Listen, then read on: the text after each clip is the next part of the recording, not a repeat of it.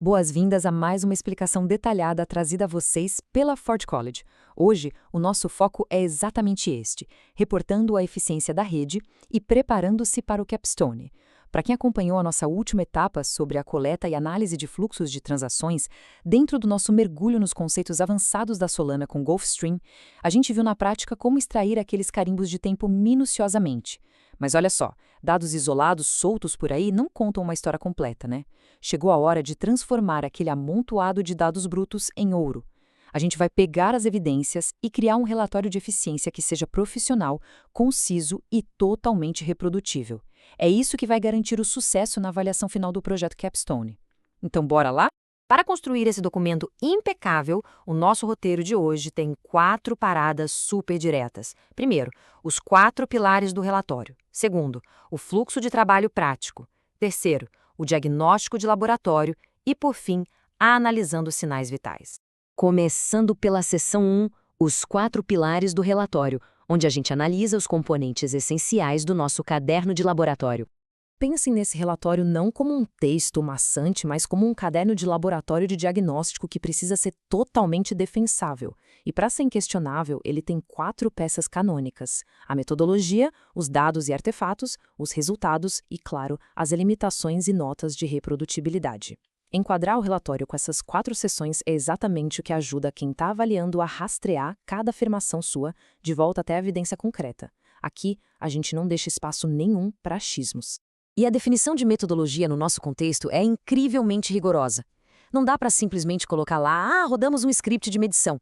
A metodologia é o registro absoluto, cravado na pedra do plano de benchmark, das configurações exatas dos nós, das janelas de amostragem que usamos e até dos hashes de commit do código de análise. A verdadeira reprodutibilidade depende dessas referências milimétricas. O objetivo aqui é explicar o que foi medido e o porquê, deixando zero margem para dúvidas. E isso nos leva à seção 2, o fluxo de trabalho prático. Vamos ver como transformar todos esses dados em artefatos reais. Para empacotar tudo de forma bem intencional, entra em cena o nosso famoso pacote de artefatos. Imagina que isso é o prontuário completo de um paciente que a gente vai entregar nas mãos do médico-chefe. É um arquivo compactado, geralmente levinho, com menos de 50 megabytes, que contém tudo o que importa: os dados brutos ou com aquele processamento mínimo, os scripts de análise, as notas sobre o ambiente e um README super detalhado. É exatamente esse pacote que a equipe vai descompactar para auditar o nosso trabalho. E a criação desse pacote segue um fluxo puramente linear com 4 passos cravados. Passo 1, regenerar. Isso significa garantir que os scripts rodem contra o conjunto de dados e consigam criar tabelas intermediárias perfeitamente idênticas. Passo 2, resumir essas tabelas em visualizações mais curtas. Passo 3, documentar a metodologia e as notas de reprodutibilidade. E o passo 4 é empacotar tudo no arquivo final. Deu qualquer errinho em um desses passos, a gente tem que voltar a corrigir ou documentar a anomalia na hora. Agora, a grande cereja do bolo é o que a gente chama de comando reprodutor. Essa é literalmente a chave mestra para a confiança técnica. Pessoal, trata-se de um único comando de terminal, colocado lá em super destaque no README, que permite regenerar instantaneamente as tabelas. Quem estiver do outro lado avaliando só precisa copiar, colar, dar enter e ver aparecer na tela um resumo de métricas idêntico ao que a gente reportou. Se isso funcionar liso, a confiança no seu trabalho vai lá para o teto. Entrando agora na seção 3, o diagnóstico de laboratório e o nosso modelo mental médico. Para analisar o comportamento de redes de altíssima performance, ajuda demais a assumir o papel de um verdadeiro médico legista da blockchain. Só que aí surge uma baita dúvida.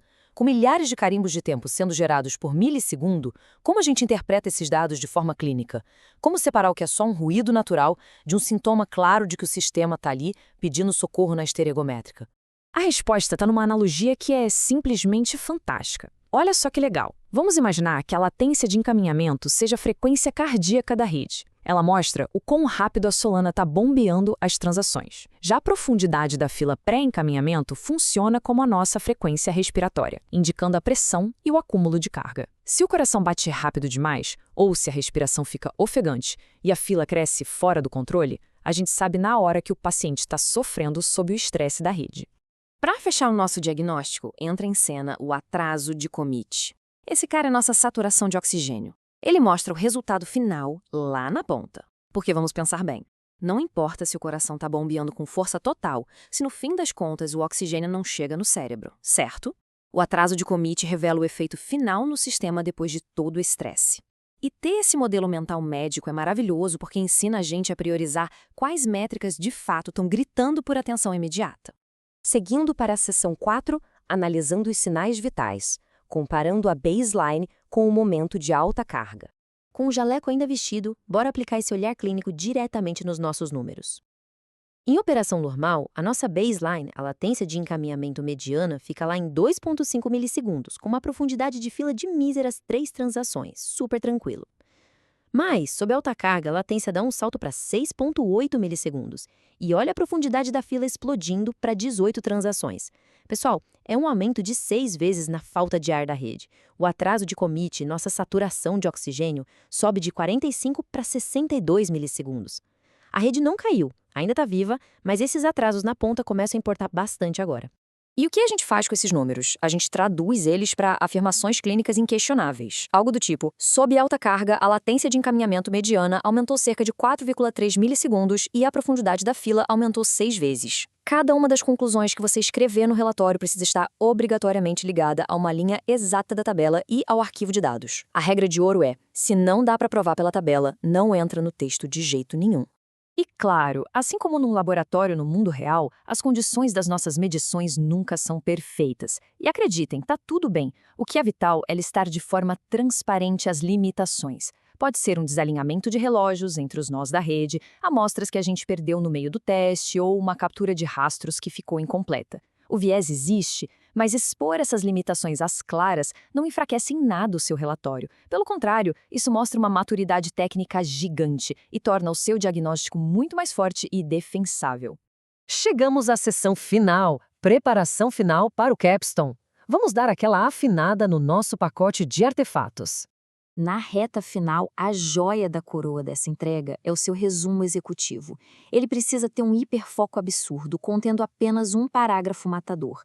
É ali que a gente destila toda a hipótese. Você vai escolher uma única métrica principal, cravar o resultado numérico-chave com a agregação dele e pontuar a limitação primária do experimento. É literalmente o elevator pitch do benchmark.